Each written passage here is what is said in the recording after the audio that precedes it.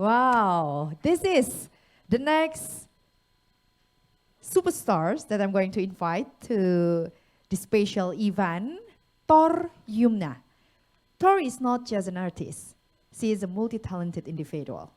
Thor's diverse background as a venture capitalist, venture builder, and early-stage startup founder and CEO has given Thor 360-degree perspective of the tech industry. These experiences inspire and fuel her art creation, capturing the many faces of human beings in the journey of self-growth, the beauty and darkness of capitalism and wealth creation, and the light and dark sides of human character. As there are light and dark in every aspect of life, Thor thinks it's only fair to express both at the same time, not siding with one part only, but taking it as something that is complete. Thor uses iron paint that is directly spliced onto the canvas using a wooden wand. Ladies and gentlemen, please welcome Thor Yumna!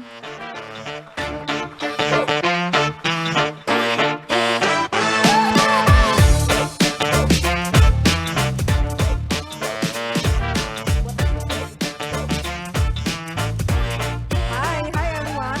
I'm Thor. I joined Mensa since around 2014, 2015. And so today, before live painting, I just want to share my story about like self-journey and how my journey with Mensa have shaped my creative pursuit as well. Oh, wait. Okay, so I'm an early stage startup CEO, and previously I'm also a venture capital analyst and a venture builder. And actually all this different perspective in the tech industry, it have inspires and fuels my art creation. So I never see it as something that is different because I think like one and another are like interconnected with each other.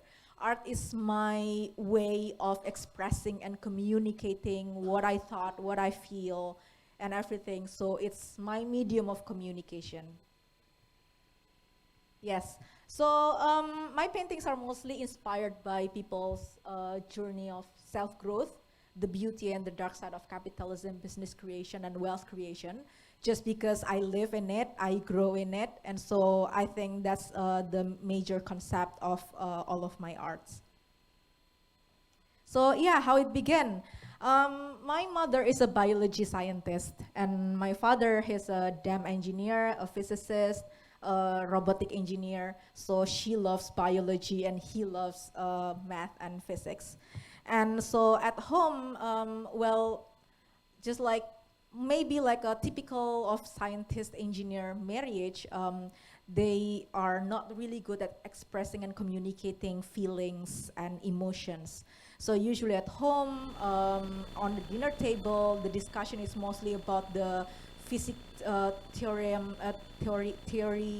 or like about math, or like my dad will tell about this scientist and this and that, like, you know.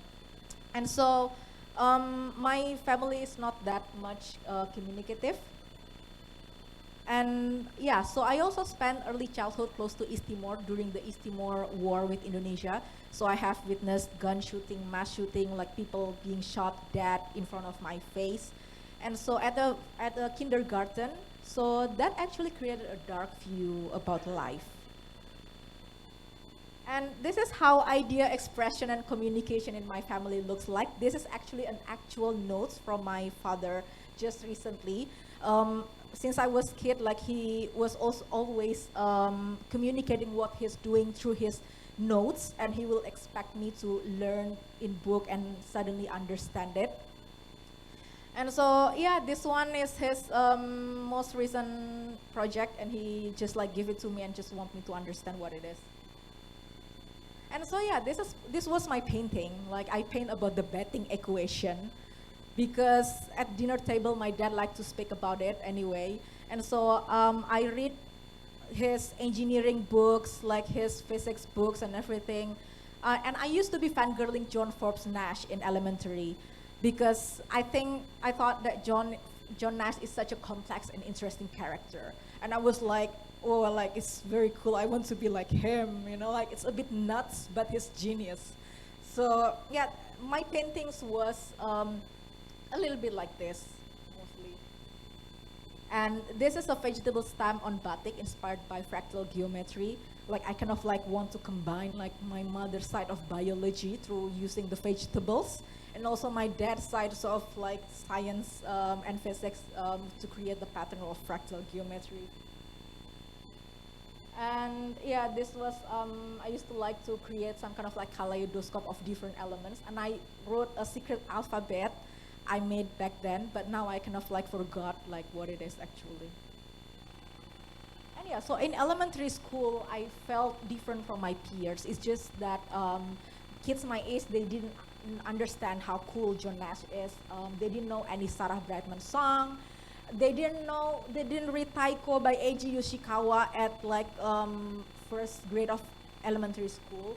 So, and because I didn't want to be bullied, I became the head of a local kid gang. So sometimes I got into fights because like I rejected to be bullied. So I become like, you know, the gangster.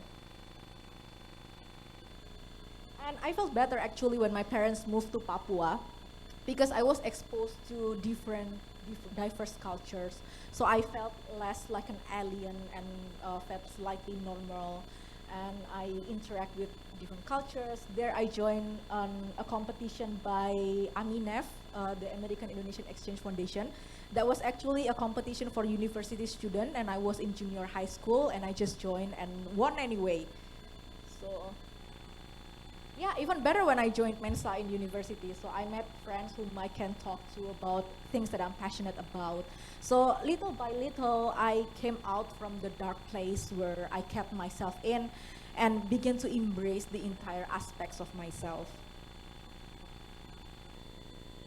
Yeah, so my painting is always about the interaction of the light and dark, because I think there's always light and dark in every aspects of life. And it's only fair to acknowledge the existence of both sides inside ourselves, not siding with one part only. We are not just light, we are not just dark, we are actually both at the same time. And yeah, we just take it as something that is complete. Yeah. And then these point of views are what I want to express through my art. We are always a work in progress. Our understanding about something can and may change over time, and it's okay. And also in workplace, I learned that some people have negative view about money and capitalism, especially in Indonesia. And so a lot of people kind of like reject it and fail to see that money is just a tool. So I think money is a very useful tool to create value for a lot of people. And this message are mostly what I try to convey through the art, through the paintings. Yes, I use iron paint that is directly splashed into the canvas using a wooden stick. And usually I like to add money roses, so I create a rose using money, and then I just like put on my paintings as well. Like this, yes, this is using Indonesian money, currency. Yeah, it has been a long time that people let the idea of capitalism take the joy from them. So now it's time for us to take back our joy through art. Thank you. Thank you, Thor. I knew Thor for a while now. How long have I known you? After I come back from Australia. Yes, And I I guess remember one time we were 2014 sitting in an maybe. event. It's a venture capital event, and I was a startup founder already. And I saw this very cool chick, right? She had a half-cut bob, right? You know, it's totally shaved half, and this side is with hair. I was like, who is this girl? And then I realized it's actually Mensa member, and I get to know her. Then I didn't know she was Mensa at that time. So then, as I have interacted quite a few times with her, going through her journey, consulting, mentoring, and we talk about investment and so all this. And I find out that I follow her journey in Instagram, and she actually has experienced a lot of arts along her life as well. So I thought it would be a good idea for her to share with everybody here what she's doing. And I think she's very, I mean, she shipped the whole painting. Have you been to breakout room and see her paintings? Like she has to use the trucks to ship the paintings here. I was like, man. So she really put a lot of effort in there. So I really appreciate you, Thor, for doing this. And yeah, I think that's all. Thank you.